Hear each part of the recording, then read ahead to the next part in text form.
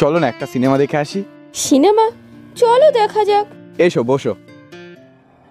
এই তুই কার বাইকে উঠতে যাচ্ছ? এই ছেলেটা কে? সেটা জিজ্ঞাসা করা তুই কে? আমি কে? আমি এর হাজবেন্ড। এটা কি তোমার হাজবেন্ড? এ মানে দূর সম্পর্কে হাজবেন্ড।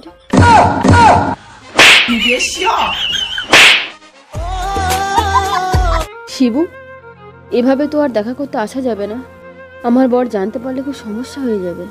হোক সমস্যা, আমি তোকে একদিনও না দেখলে থাকতে পারি না রে। এসবের আর কোনো মূল্য নেই রে শিবু। আমি এখন অন্য কারোর। অন্য কারোর? কতটুকু চেনে তোকে এই লোকটা? দুটো মন্ত্র পড়ে তোর উপরেও সব অধিকার চলে আসলো। আর আমি যে তোকে ছোটবেলা থেকে ভালোবাসি, তার কোনো মূল্য নেই। অতীতকে আগলে কি হবে আর? অতীতকে ভুলে যাওয়াই ভালো রে। কিছু অতীত ভোলা যায় না মধু। তাই আজ এসছি তোর কাছে কিছু চাইতে। দেবী? হ্যাঁ বল না, কি চাই তোর? ক্লাস 9-এ থাকতে তুই আমার কাছ থেকে 20 টাকা ধার করেছিলি, ওটা আজ ফেরত দিবি? এই, তুই আর জীবনে মুখ দেখাবি না, যা এখান থেকে। জানতাম এ দেবে না।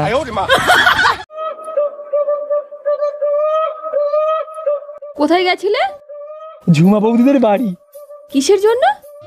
হ্যাঁ, ওই কিসের জন্যই তো গিয়েছিলাম, কিন্তু ঝুমা বৌদির বর এসে গেল না, আর নোয়া হয়নি।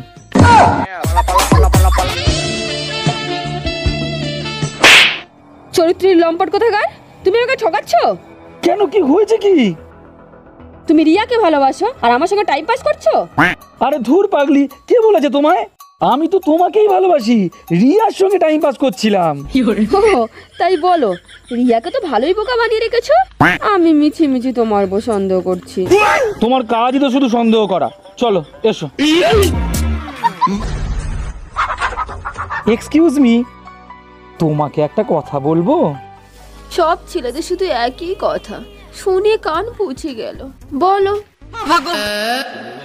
বলছি বৌদি, এখানে সুলভ শৌচালয়টা কোথায় বলো তো?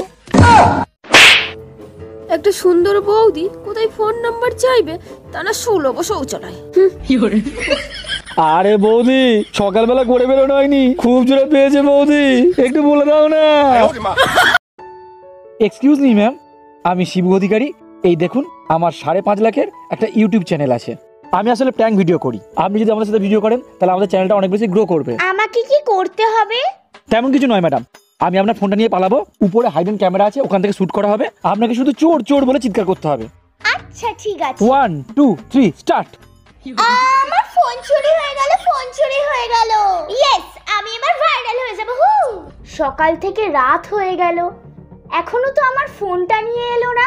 তুই সমঝা? হ্যাঁ। কি গো অনন্যা, রাত 12টার সময় এখানে দাঁড়িয়ে তুমি কি করছো?